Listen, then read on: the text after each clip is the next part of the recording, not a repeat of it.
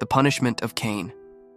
Afterward, the Lord asked Cain, "Where is your brother? Where is Abel?" "I don't know," Cain responded. "Am I my brother's guardian?"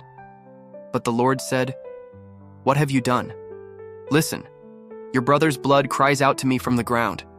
Now you are cursed and banished from the ground which has swallowed your brother's blood.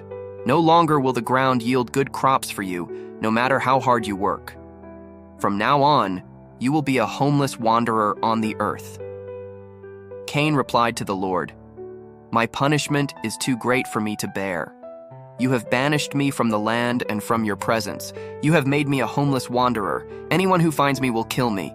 The Lord replied, "No, for I will give a sevenfold punishment to anyone who kills you."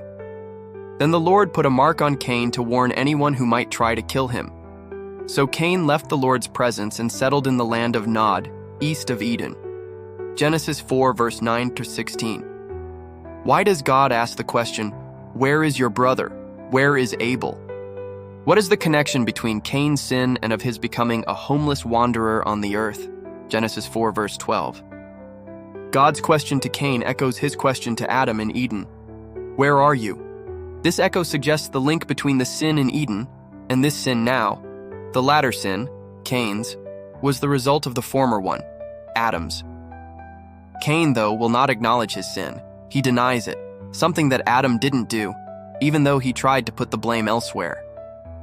Cain, in contrast, openly defies God, who doesn't waste any time confronting Cain with his crime. When God asks the third question, "What have you done?" he does not even wait for an answer. He reminds Cain that he knows everything, for the voice of Abel's blood has reached him from the ground, Genesis 4, verse 10, an image that signifies that God knows about the murder and will respond to it. Abel is in the ground, a direct link back to the fall and to what the Lord has said would happen to Adam, see Genesis 3, verse 19. What is the significance of Cain's words that, "You have banished me from the land and from your presence"? It is because Abel's blood was poured on the ground that the ground was now cursed again, Genesis 4, verse 12. As a result, Cain is then condemned to become a refugee far from God. Only when Cain heard God's sentence does he acknowledge the significance of God's presence, for without it, he fears for his own life.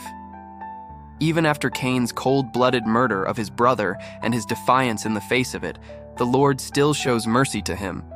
And even though Cain left the Lord's presence, Genesis 4, verse 16, the Lord still provided him with some kind of protection.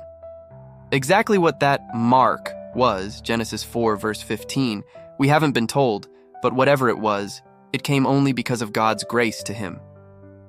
"You have banished me from the land and from your presence," Genesis 4, verse 14. What is banished from God's presence? What a tragic situation for anyone. What is the only way that we as sinners can avoid that situation?